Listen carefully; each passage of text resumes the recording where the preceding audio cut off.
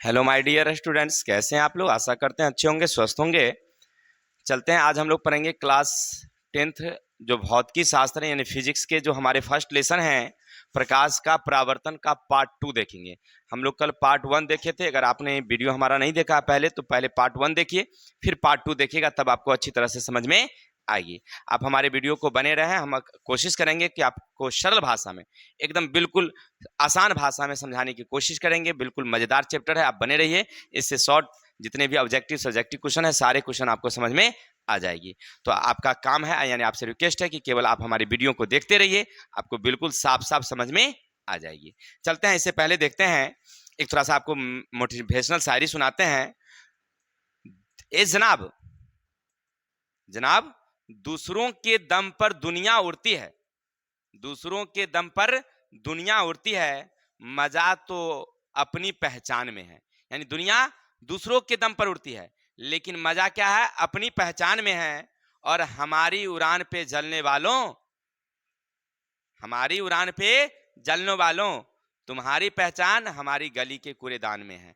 यानी कहने का अर्थ है कि आप हमारी उड़ान से अगर जल रहे हैं तो समझिएगा कि आप हमारी कहाँ हैं, गली के कूड़ेदान में आपकी पहचान है। यानी कहने का अर्थ है कि हमें दूसरों के दम पर नहीं, अपने दम पर उड़ना है। समझ रहा है ना, अपने दम पर, समझ रहा है ना। यानी कि अपनी मेहनत कीजिएगा, आपका नाम आगे, आगे खुद चलेगा। तो हम लोग आगे की ओर चलते हैं, देखते हैं। हम लोग कल पढ़े थे प्रकाश के परावर्तन के बारे में। सबसे पहले समझ रहे हैं कि प्रकाश का परावर्तन क्या है। तब परावर्तन का मतलब है कि जब किसी चिकनी सतह पर, जब किसी चिकनी सतह पर प्रकाश पड़ती है तो वो लौट जाती है। नहीं, लौटने की घटना को कहते हैं प्रकाश का परावर्तन। फिर हमने प्रकाश के गुणों के बारे में चर्चा किया था, और लास्ट पॉइंट था हमारा प्रतिबिंब के बारे में। प्रतिबिंब किसे कहते हैं, वास्तविक और आभासी प्रतिबिंब क्या है। आज पढ़ेंगे हम लोग समतल दर्पण, समतल दर्पण से बनने वाले प्रकाश के किरण आरेख के बारे में। समतल दर्पण से बनने वाले किरण आरेख के बारे में हम लोग देखेंगे। जैसे देखिए, यहाँ आप देख रहे हैं ना, ये हमारा क्या है, समतल दर्पण है। ये क्या हमारा समतल दर्पण है। अब यहाँ एक वस्तु रखी हुई है, दिखाई पड़ रही है ना, ये वस्तु है हमारी। क्लियर। अब यहां से प्रकाश यहाँ गई है और यहां से क्या हो गई, लौट गई। तो लौटेगी तो यहां से वस्तु एक यहां बनेगी सीधी स्ट्रेंथ में, ये सीधी। अब इसका सिर अगर ऊपर है ना, तो इसका भी सिर क्या होगा, ऊपर ही होगा। समझ रहे ना, गौर करके देखिए, ये सिर क्या होगा, ऊपर होगा। यानी सीधा वस्तु का प्रतीक बनेगा, बराबर बराबर बनेगा। क्लियर। और वस्तु दूरी और दोनों बराबर होगी। क्लियर। तो आपको समझ में आया ना कि ये क्या है, समतल दर्पण। यानी घर में जो आईना होती है लगी हुई, उसमें हमारी जो प्रतिबिंब बनती है उसकी क्या क्या। तो आपने देखा प्रतिबिंब किरण आरेख, याद रखिएगा, समतल दर्पण से अगर किरण आरेख कहेगा तो आप क्या करेंगे, इस तरह से बनाएंगे। ये जो देख रहे हैं यहाँ वस्तु है, प्रकाश का परावर्तन, और परावर्तन के बाद ऐसे करके लौट गई। लौटने के बाद यहाँ जो आएगी, यानी ये आपतित किरण है जो हमने बताया था कल, और ये परावर्तित किरणें यहाँ पर आकर के वस्तु का प्रतिबिंब बनेगा। क्लियर। तो हमें मेन बात पूछता है परीक्षा में, क्या पूछता है आपसे, पूछेगा समतल दर्पण में बने प्रतिबिंब की क्या क्या विशेषताएं हैं। उससे पहले हम लोग पढ़ेंगे थोड़ा सा पार्श्व परिवर्तन। पार्श्व परिवर्तन क्या है, इसी दर्पण में है लेकिन हम आगे पढ़ते हैं। देखिए, पार्श्व परिवर्तन का मतलब होता है बाई चीज दाई और दाई चीज बाई। अब हमको देखिएगा तो आपको पता नहीं चलेगा, ठीक है ना। लेकिन अगर मान लीजिए कोई औरतें हैं, कोई लड़कियां हैं, और वह दर्पण के सामने अगर जाती है, नहीं, और आप उसके पीछे खड़े हो जाइए और तब देखिए, तो जो नाक वाला जो दाई तरफ रहेगी पहने, तो शीशा में लगेगा कि बाई तरफ है। नहीं, अगर कोई औरतें साड़ी पल्लू जो है वो सीधा ओढ़े हुए है, तो आईने में अगर उसके पीछे आप खड़े हैं तो आपको कैसी दिखाई पड़ेगी, कैसी दिखाई पड़ेगी, उल्टा ओढ़े हुए है। उसको लगेगा आपको कैसा ओढ़े हुए है, उल्टा ओढ़े हुए है। किसके कारण, पार्श्व परिवर्तन। यानी जो समतल दर्पण है ना, उसमें बाई भाग दाई दिखाई देती है और दाई भाग बाई दिखाई देती है। ठीक है, इसी को कहते हैं हम लोग पार्श्व परिवर्तन, याद रखेंगे। ठीक है, चलते हैं समतल दर्पण में बने प्रतिबिंब की विशेषताएं। आपसे कोई पूछे कि ए भाई बताओ, समतल दर्पण में जो बनती है, यानी घर में जो आईना है उनमें जो प्रतिबिंब बनती है, उनकी क्या क्या विशेषताएं हैं, तब बताना तुम क्या कहोगे। नंबर एक, नंबर एक, उसमें क्या होता है, पार्श्व परिवर्तन होता है। हमने अभी जो बताया वो किसमें, समतल दर्पण में। तब पार्श्व परिवर्तन क्या, तब बाई वस्तु दाई दिखाई पड़ेगी, दाई वस्तु बाई दिखाई पड़ेगी। ये दिशा परिवर्तन, पार्श्व परिवर्तन कहलाती है, और ये किसमें देखने को मिलता है, समतल दर्पण में। दूसरा है समतल दर्पण बने प्रतिबिंब की में प्रतिबिंब दर्पण के पीछे बनता है। प्रतिबिंब कहाँ बनता है? दर्पण के पीछे। जैसे मान लीजिए आप यहाँ दर्पण रखिए, यहाँ दर्पण, अब वस्तु यहाँ रखिएगा तब प्रतिबिंब ठीक इसके सामने यहाँ बनेगा, जैसे आपने वहां देखा। ठीक है, मान लीजिए यहाँ एक दर्पण है, ऐसे ऐसे दर्पण है, और यहाँ वस्तु है ना, और यहाँ का वस्तु का प्रतिबिंब कहाँ बनेगा? आपको यहाँ बनेगा, नहीं, यानी दर्पण के ठीक पीछे बनेगा। क्लियर? चलते हैं, दूसरा हमारा है इसकी विशेषता कि प्रतिबिंब के आकार के बराबर, यानी वस्तु का जो आकार होगा वह प्रतिबिंब के आकार के, यानी प्रतिबिंब का आकार वस्तु के आकार के बराबर, दोनों सेम सेम होगा। ठीक है, यानी कि कहने का अर्थ है कि अगर हम जितने लंबे हैं ना दर्पण में जाएंगे तो उतने लंबे दिखाएंगे। ऐसा नहीं कि इतना का हम लम्हर जाएंगे या छोट हो जाएंगे, ये समतल दर्पण में नहीं होगा। हाँ, ये उत्तल अवतल में हो सकता है लेकिन समतल में नहीं होता। समतल में हम जितना बड़का है ना उतने बड़का। लेकिन एक बात याद रखिएगा, अगर मान लीजिए आप 5 फीट के हैं तो पूरा पूरा देखने के लिए 2.5 फीट के आईना में हो जाएगा। ठीक है, 2.5 फीट का आईना होगा तो उसमें आपको पूरी पूरी दिखाई पड़ेगी। ठीक है, चलिए आगे चलते हैं हम लोग। प्रतिबिंब का आकार वस्तु का हो गया। प्रतिबिंब वस्तु की अपेक्षा हमेशा सीधा बनता है, यानी इसका गर्दन ऊपर रहेगा तो इसका भी गर्दन ऊपर, यानी सीधा फोटो बनता है। उसमें कैसा बनेगा? सीधा। और इसमें पार्श्व परिवर्तन देखने को मिलता है। प्रतिबिंब का आभासी होता है, यानी पर्दे पर प्राप्त नहीं किया जा सकता, पर्दे को प्राप्त नहीं कर सकते। और एक बात, वस्तु दूरी और प्रतिबिंब दूरी दोनों क्या होती है? बराबर होती है। वस्तु की दूरी और प्रतिबिंब दूरी दोनों क्या होगी? बराबर होगी। क्या सर नहीं समझे? जैसे देखिए, सामने एक आईना रखिए, आईना रखे और आप यहाँ खड़े हैं। क्लियर? अब जितना दूरी है एक कदम पीछे हटिए, एक कदम जैसे पीछे हटिएगा तो देखिएगा वो फोटो एक कदम पीछे हट गया, और 2 कदम पीछे हटिए तो 2 कदम वो फोटो पीछे हट जाएगा। नहीं, आप भी सटिएगा तो वो भी एक कदम आगे आएगा, फिर आप हट जाइएगा आगे तो ये भी आएगा एक कदम आगे, बराबर बराबर। नहीं देखे हैं कभी? मोबाइल में नहीं देखते हैं बिल्ली उल्ली यार, देखते होंगे आईना के सामने पहुंच जाती है ना, बंदर ऐसे हुलुक बुलुक करता है, बंदरबाज नहीं देखता है, आए के बाद छरपेगा बंदर को पकड़ने के लिए, तो वो आईना में बंदर उसको थोड़ी पकड़ाएगा क्या जी? यानी कहने का अर्थ है कि वस्तु दूरी और प्रतिबिंब दूरी क्या है? बराबर है। किसमें? समतल दर्पण में। तो समतल दर्पण में बने प्रतिबिंब की विशेषता, नंबर 1, वस्तु हमेशा प्रतिबिंब सीधा बनती है। दूसरा, प्रतिबिंब वस्तु के बराबर होती है। तीसरा, पार्श्व परिवर्तन देखने को मिलता है, यानी बाई दाई चीज दाई बाई की तरफ। चौथा, वस्तु दूरी और प्रतिबिंब दूरी के बीच की दूरी हमेशा बराबर। वस्तु दूरी और प्रतिबिंब की दूरी हमेशा क्या होगी? और प्रतिबिंब हमेशा क्या होती है? आभासी होती है। आभासी का मतलब है कि इसको हम पर्दे पर प्राप्त, तन को हिलडोल कीजिएगा, प्रतिबिंब तो आगे पढ़ेंगे हम लोग। ये तो हम पढ़ रहे थे समतल दर्पण में बने प्रतिबिंब की कुछ विशेषताएं।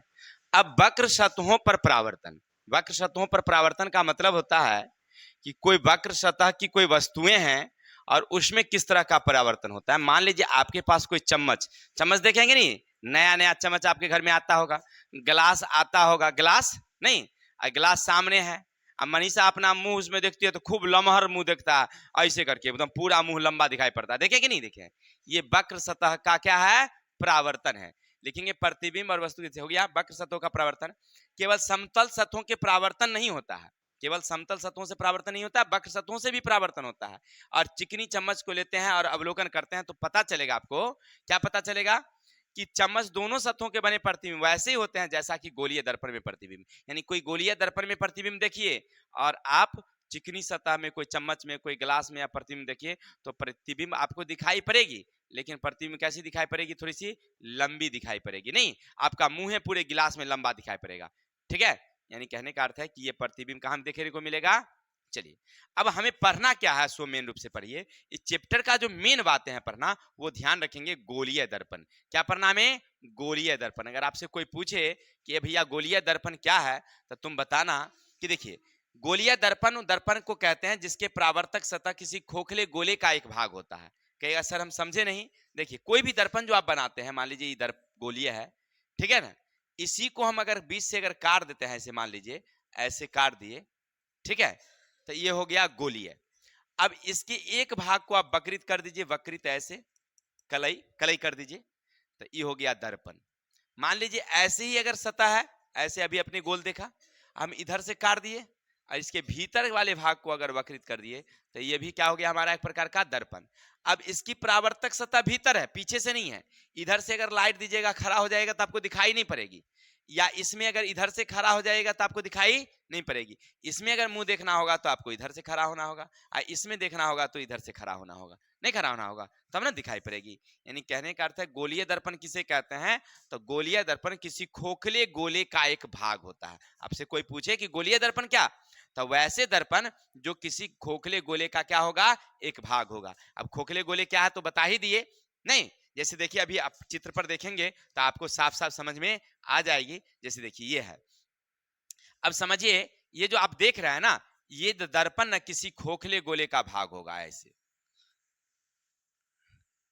ठीक है, जिसको हमने क्या कर दिया, इसको यहां से काट करके हमने हटा दिया, इतना काट करके क्या कर दिया, हटा दिया। और इसके एक भाग को हमने कलई कर दिया, या तो भीतरी भाग या बाहरी भाग, ठीक है ना। इसके किसी कांच के टुकड़े को कलई की जाती है जिससे प्रकाश का परावर्तन होता है। अगर कांच है, मारिएगा टॉर्च इधर से तो ऊपर से ऊपर कर जाएगा, तब तो आपको मुंह दिखाई भी नहीं करे, आप खड़े हो जाएगा दिखाई पड़ेगी। जैसे हमारे गेट में लगा हुआ शीशा है, अगर मान लीजिए आप उसमें खड़े हो जाएंगे तो दिखाई पड़ेगी, नहीं दिखाई पड़ेगी। अब क्या करेंगे, उसका एक भाग को हम क्या करते हैं, कलई कर देते हैं, सिल्वर क्लोराइड का क्या करते हैं, पेंट चढ़ा देते हैं, समझिए वक्रित कर देते हैं, तब जाकर के उसमें क्या होता है, सिल्वरेट कर दिया जाता है, जिसके कारण उसमें प्रकाश का परावर्तन होता है, तब आपको दिखाई पड़ेगी। देखिए जैसे कांच का टुकड़ा, ये कांच का टुकड़ा, इसके हमने भीतरी भाग को क्या कर दिया, सिल्वरेट कर दिया, कलई कर दिया। अब इधर से परावर्तक है, इस पर जैसे टॉर्च मारेंगे बस ये रिफ्लेक्ट करेगी बाहर की ओर, ठीक है। और प्रकाश के परावर्तन के क्या क्या नियम, वो तो हम कल भी देखे थे, इसलिए उसको बताने की जरूरत नहीं है, तो फिलहाल समझ गए। अब देखिए गोलीय दर्पण दो प्रकार की होती है, एक होती है कौन, उत्तल, और एक होती है अवतल। ये जो देख रहे हैं ना, ये क्या हमारा अवतल, और ये जो देख रहे हैं क्या हमारा उत्तल है। अब कहेगा सर हम समझे नहीं, देखिए कोई भी दर्पण, कोई भी दर्पण लीजिए और उसके जो उभला भाग है, उभला वो वक्रित रहेगा, अब परावर्तक सतह भीतर की ओर धसल रहेगा, तो उसको समझना क्या, ठीक है। और उत्तल में क्या रहेगा, परावर्तक सतह रहेगा उभला, उल्टा, और जो वक्रित सतह है या कलई की गई है वो क्या रहेगा, भीतर की ओर रहेगा। जैसे मान लीजिए खोखला गोला लीजिए, आप खोखला गोला लीजिए ऐसे, क्लियर है, ये खोखला गोला है। अब इसको क्या करेंगे, आप इसको दो हिस्सा काट दीजिए, ऐसे ऐसे काट दिए, अब इसको हटा लीजिए, मिटा लीजिए, क्लियर। अब दोनों तरफ से कलई कीजिए, देखिए ऐसे, बाई तरफ से कर दिए, दाई है, ये दाई तरफ है, चलिए दाई तरफ से कर दिए, कर दिए। अब देखिए जो भीतर से कलई किया गया ये कौन होगा, उत्तल, और जो बाहर से कलई किया गया वो कौन होगा, अवतल। चाहे किधर, अब उल्टा ही कर दीजिए ना, अब इसको ऐसे छोड़ दीजिए, यही गोला लीजिए, क्लियर। इसको क्या करेंगे, बीच से काट देते हैं, काट दिए, इधर से कलई कीजिए, बाहर से कलई कर दिए तो अवतल, भीतर से कलई कर दिए तो उत्तल, समझ रहे हैं ना। यानी कहने का अर्थ है कि किसी भी गोला को लीजिए, किधरों से कीजिए, वैसे मतलब बाईं तरफ से या दाईं तरफ से कीजिए, लेकिन अगर बाहर से कलई करते हैं तो क्या होगा, अब भीतर से कलई करते हैं तो, ठीक है, समझ रहे हैं ना। बाहर से शुरू करेंगे तो हो जाएगा अवतल, तब होगा उत्तल, कोई दिक्कत यहां तक। अब दोनों दर्पण में ना कुछ अंतरे हैं, याद रखेंगे। कभी कभी आपसे पूछता है कि दर्पण आपने देखा कितने प्रकार के, गोलीय दर्पण कितने प्रकार के, दो, ऐसे होता है तीन, एक समतल दर्पण भी होता है, एक उत्तल दर्पण और एक अवतल दर्पण, लेकिन यहाँ दो ही दर्पण की विशेष हमको चर्चा करना है, तो इसलिए मूल रूप से दो। अब दोनों में क्या क्या अंतर, गोलीय दर्पण में क्या क्या अंतर, तो पहला अंतर देखिए, पहला अंतर, ये जो दर्पण है क्या है, उत्तल दर्पण, देखा लिखा हुआ भी उत्तल दर्पण, इसके परावर्तक सतह उभला, कलई की गई भाग भीतर की ओर धसी होती है, पहला अंतर।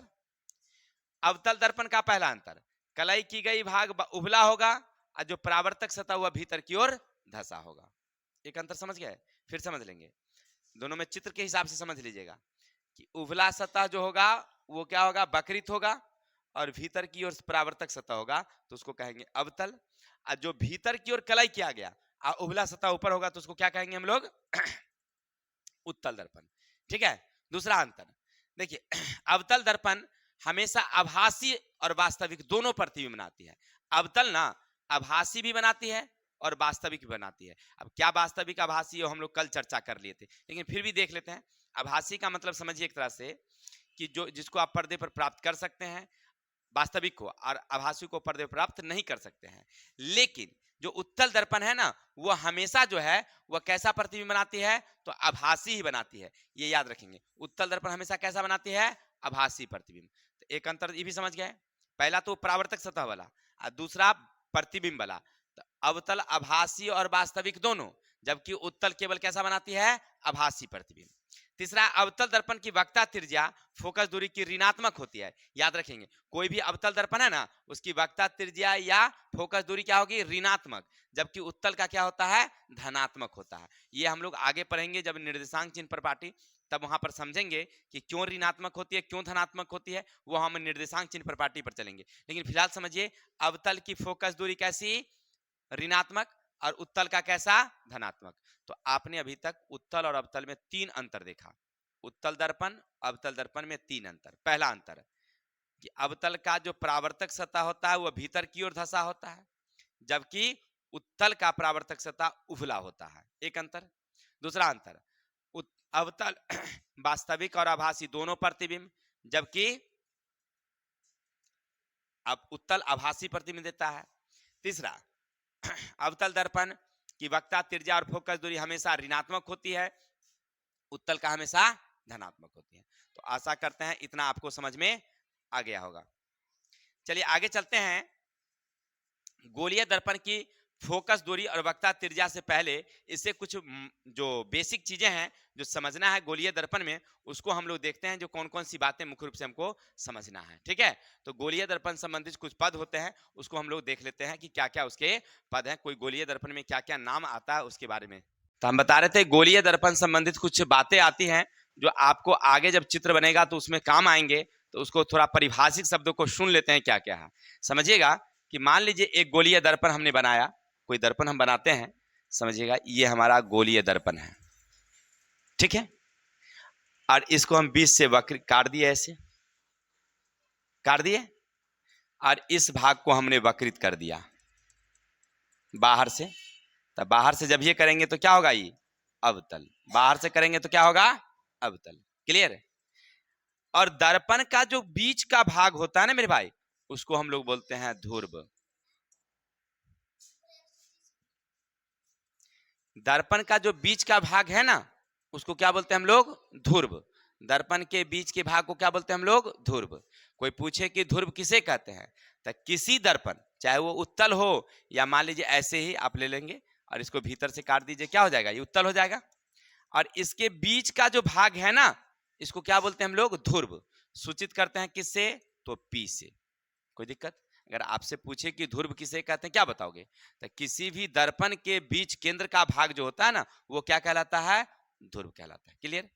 दूसरा हमारा है वक्ता त्रिज्या। वक्ता त्रिज्या, तो देखिए ये जो कोई भी दर्पण होती है ना मेरे भाई, वो खोखले गोले का बना होता है।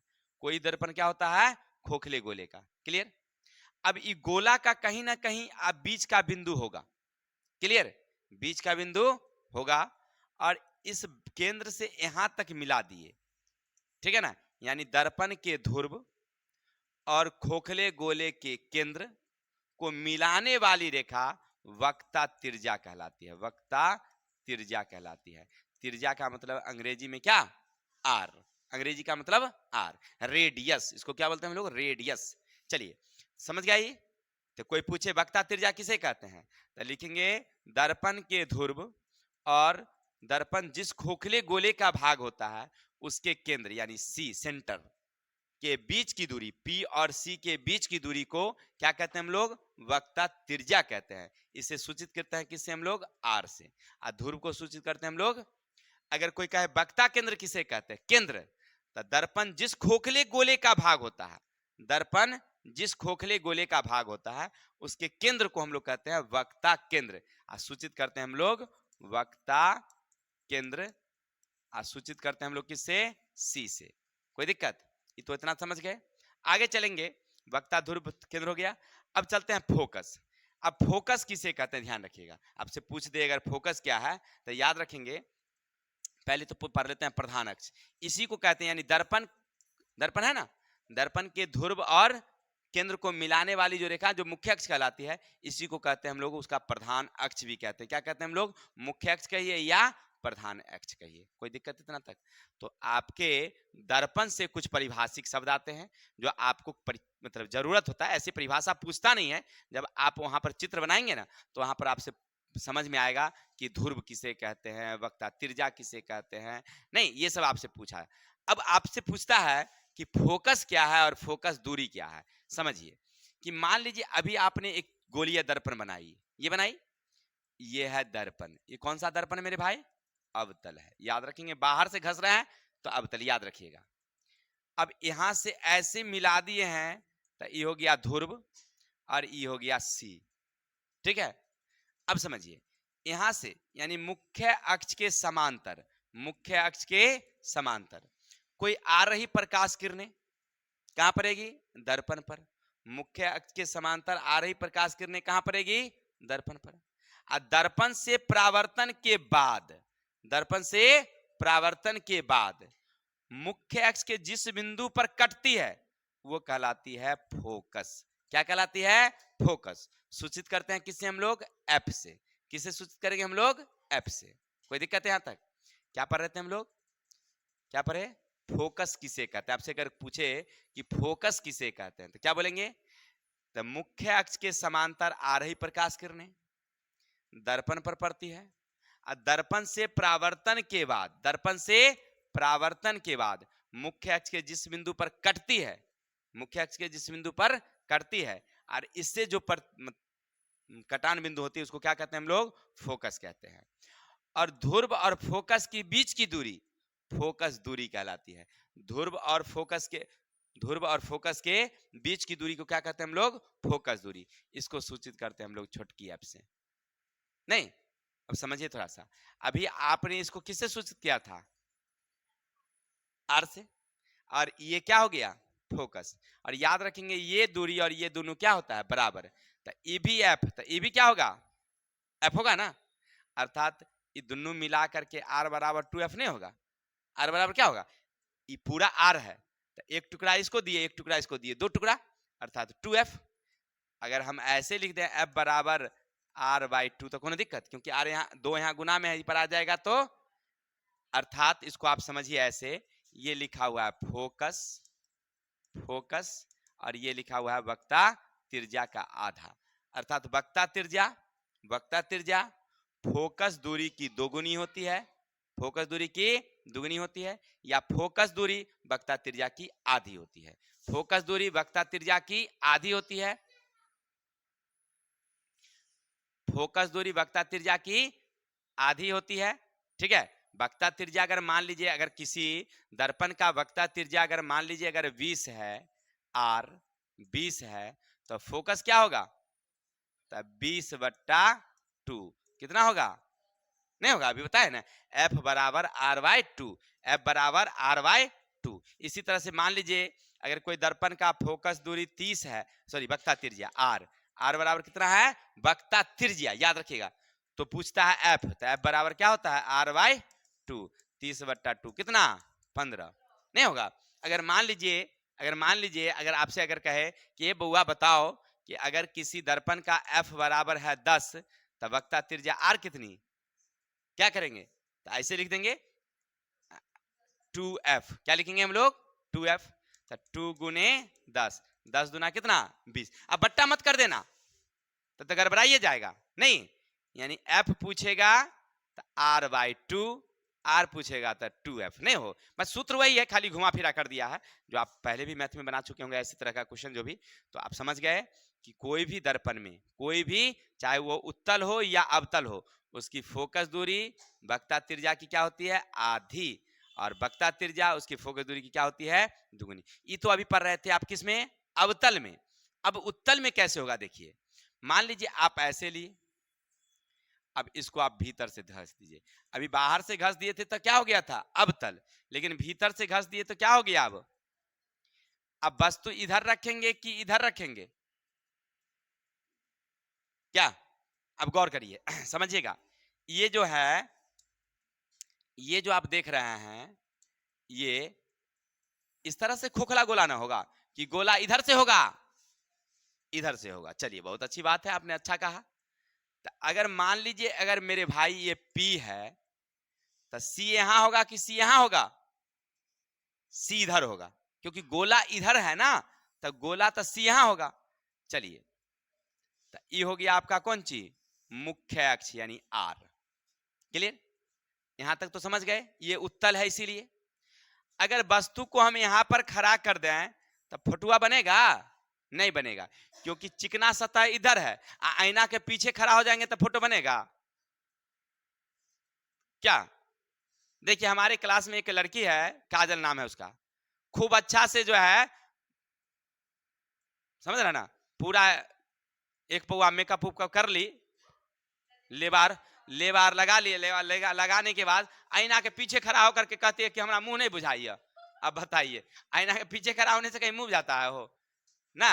देखिए, वही बात है, इधर से खड़ा हो जाएंगे तो चेहरा दिखाई पड़ेगी? नहीं दिखाई पड़ेगी। अब क्या करना होगा मेरे भाई? तो हमको जाना पड़ेगा इधर, इधर खड़ा होना पड़ेगा। क्लियर? अब वस्तु यहां है, तब मुख्य अक्ष के समांतर आ रही प्रकाश किरणें हैं। क्लियर? अब वक्ता त्रिज्या इधर है, आप खड़े हैं पीछे, तो अब यहां से क्या होगा? वो लौटेगी। तो लौटेगी कैसे? ऐसे। क्लियर? ऐसे वो लौटेगी। तो लौटेगी तो इसको ना आप ऐसे फोकस पर बढ़ाइए। क्या करेंगे? इसको फोकस पर बढ़ाएंगे, और इसको बढ़ाएंगे कहां पर? हम लोग केंद्र पर। फोकस पर यारी केंद्र पर। तो यहां से आएगी तो ये एफ है, ये आएगी नहीं, वो आती हुई प्रतीत होगी, डॉट डॉट रेखाएं होगी। कैसी होगी? Dot dot. तो आप क्या लिखेंगे? उत्तल। उत्तल अगर दर्पण का अगर फोकस पूछे तो लिखेंगे मुख्य अक्ष के समांतर आ रही प्रकाश किरणें दर्पण से परावर्तन के बाद, दर्पण से परावर्तन के बाद मुख्य अक्ष के जिस बिंदु पर कटती हुई मालूम पड़ती है, कटती हुई मालूम पड़ती है, तो वो कहलाता है उसका फोकस, है ना? और ध्रुव और फोकस के बीच की दूरी को कहते हैं फोकस दूरी। देखिए, यहाँ कटती हुई मालूम पड़ती है, इसीलिए ये फोटो बनाएगी तो आभासी। कैसी बनाएगी? आभासी। अवतल में बिल्कुल करती है तो बनाती है वास्तविक। ठीक है? तो अंतर समझ रहे हैं ना? दोनों में अंतर अभी बताए थे ना, उत्तल और अवतल में अंतर। तो उत्तल बनाता है आभासी और ये बनाता है वास्तविक, अवतल बनाता है वास्तविक। तो इसका मतलब है कि यहाँ करती हुई मालूम पड़ती है, वहां बिल्कुल करती है। जो हमने परिभाषा देखा था प्रतिबिंब में, आभासी प्रतिबिंब और वास्तविक प्रतिबिंब का परिभाषा। तो आशा करते हैं आपको दोनों फोकस दूरी और फोकस समझ में आ गई होगी। एक राउंड और चल लेते हैं तो सारे बच्चों का क्लियर हो जाएगा कि फोकस क्या और फोकस दूरी क्या। समझिए, एक दर्पण है, एक दर्पण है, एक दर्पण है, और ये इसका मुख्य अक्ष है। मुख्य अक्ष से आ रही प्रकाश किरणें, मुख्य अक्ष के समांतर, मुख्य अक्ष के समांतर आ रही प्रकाश किरणें कहां पड़ती है? दर्पण पर। और दर्पण से परावर्तन के बाद मुख्य अक्ष के जिस बिंदु पर जाकर मिलती है उसको कहते हैं हम लोग फोकस। मुख्य अक्ष के जिस बिंदु पर जाकर मिलती है उसको क्या कहते हैं हम लोग? फोकस। फोकस और ध्रुव के बीच की दूरी को क्या कहते हैं हम लोग? फोकस दूरी कहते हैं। क्या कहते हैं हम लोग? फोकस दूरी कहते हैं। तो इतना तक आपको समझ में आ गया होगा मेरे ख्याल से। अब आगे चलेंगे हम लोग, याद रखिएगा, आगे पढ़ेंगे हम लोग गोलीय दर्पण यानी अवतल दर्पण से, अवतल दर्पण से फोकस दूरी के बीच में क्या संबंध है। तो परीक्षा में इसके बारे में पूछता है, याद रखिएगा, और क्या क्या कैसे संबंध हम सिद्ध करते हैं। जैसे समझिए, ये एक चित्र देख रहे हैं, आपसे पूछेगा मेरे भाई ये कौन सा दर्पण है, उत्तल या अवतल? समझिए पहले, अभी अभी हमने बाहर बाहर वक्रित किया है, तो वक्रित किया है तो कौन सा दर्पण हुआ हमारा? अवतल होगा। तो परीक्षा में आपसे पूछता है, देखिए परीक्षा में पूछेगा अवतल दर्पण में सत्यापित करें F बराबर R/2। क्या पूछेगा आपसे? F बराबर R/2 ये पूछेगा, या ऐसे भी पूछ सकता है R बराबर 2F। लेकिन अगर शब्दों में पूछेगा तो ऐसे पूछेगा, सत्यापित करें किसी भी दर्पण में फोकस दूरी उसके वक्ता त्रिज्या की आधी होती है। फोकस दूरी वक्ता त्रिज्या की आधी होती है। या क्वेश्चन को घुमा फिरा देगा आपको, ऐसे पूछेगा कि गोलीय दर्पण में फोकस दूरी और वक्ता त्रिज्या में क्या संबंध है? क्या संबंध है? तो याद रखेंगे, वक्ता त्रिज्या फोकस दूरी की दोगुनी होती है। वक्ता त्रिज्या फोकस दूरी की दोगुनी होती है, या फोकस दूरी वक्ता त्रिज्या की आधी होती है। ठीक है ना? वक्ता त्रिज्या फोकस की दुगुनी, फोकस दूरी वक्ता त्रिज्या की आधी।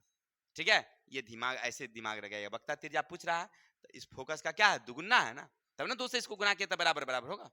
नहीं गणित में पढ़ते, जिसको बराबर, जो दुगुना है उसको 2 से गुना कर दिए, तो दुगुना ई है, तो उल्टा ना करेंगे तब ना बराबर होगा, नहीं तो इसी को दुगुना कर देगा तो और चौगुना हो जाएगा, तो इसीलिए उल्टा करते हैं, याद रखेंगे।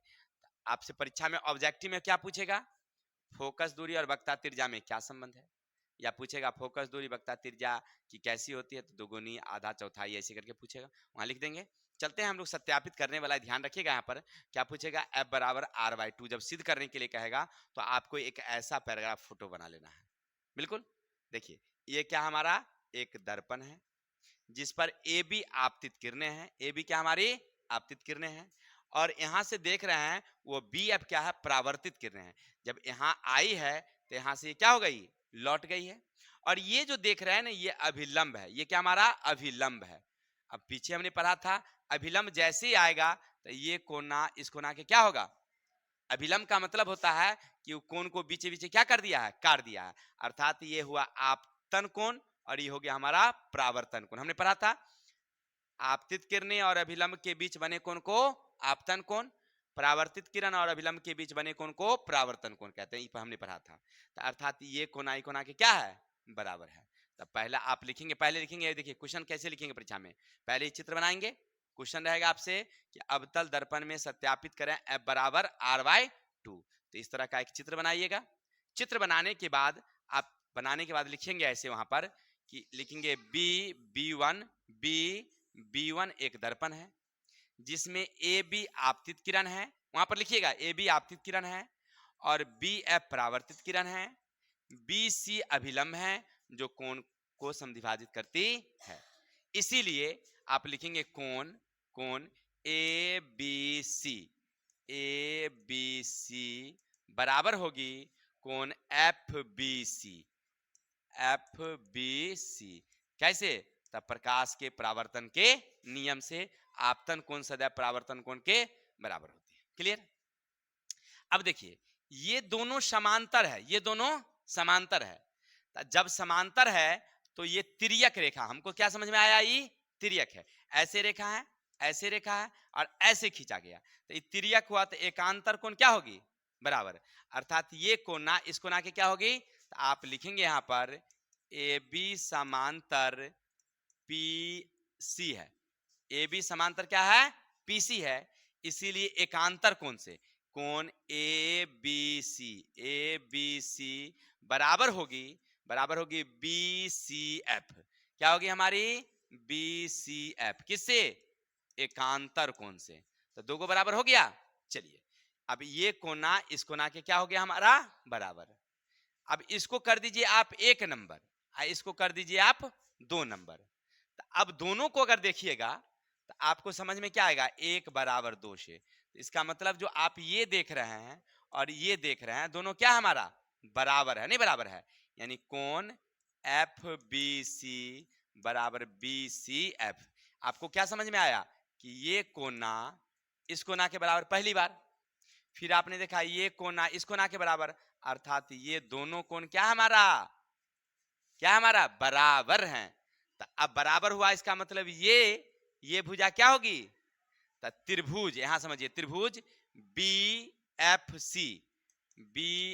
सी में बी एफ बराबर सी एफ, समीकरण इसको 3 कर दीजिए।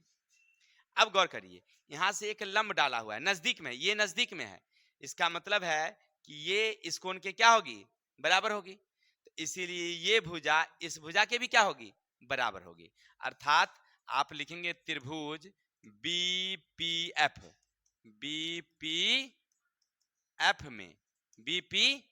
में ये सॉरी बी एफ क्या होगी हमारी, बी एफ बराबर क्या होगी हमारी, पी एफ, क्या होगी हमारी पी एफ। अब यहां पर देखिए बी एफ किसके बराबर, सी एफ के, और बी एफ किसके बराबर, पी एफ के, अर्थात ये दोनों ये भुजा और ये भुजा क्या हो गई हमारी, बराबर हो गई, और ये हमारा फोकस है तो इसको एफ कहेंगे, तो ये भी क्या होगा हमारा एफ, नहीं होगा। क्लियर। अब एफ और एफ जोड़ देंगे तो क्या हो जाएगा हमारा आर, यानी एफ जोड़ एफ बराबर क्या हो जाएगा हमारा आर, और 2f बराबर आर, एफ बराबर R/2। कोई दिक्कत, ऐसे हमारे पीडीएफ में है, आप देख सकते हैं। इसको आगे हमने लिखा है, ये तो हम समझा रहे थे आपको, ये सब देख रहे हैं, सब लिखा हुआ, आप यहाँ से नोट डाउन कर सकते हैं। ठीक है, क्लियर? ऐसे हम आपकी कॉपी में भी दे देंगे आप लोगों को, आप देख लेंगे। तो आशा करते हैं F बराबर R/2 सिद्ध करने आ गया होगा, नहीं आया होगा तो हम पीडीएफ दे देंगे आपको। ठीक है, चलिए तो इतना ही तक रहने देते हैं, हम मिलते हैं कल नेक्स्ट वीडियो में। ठीक।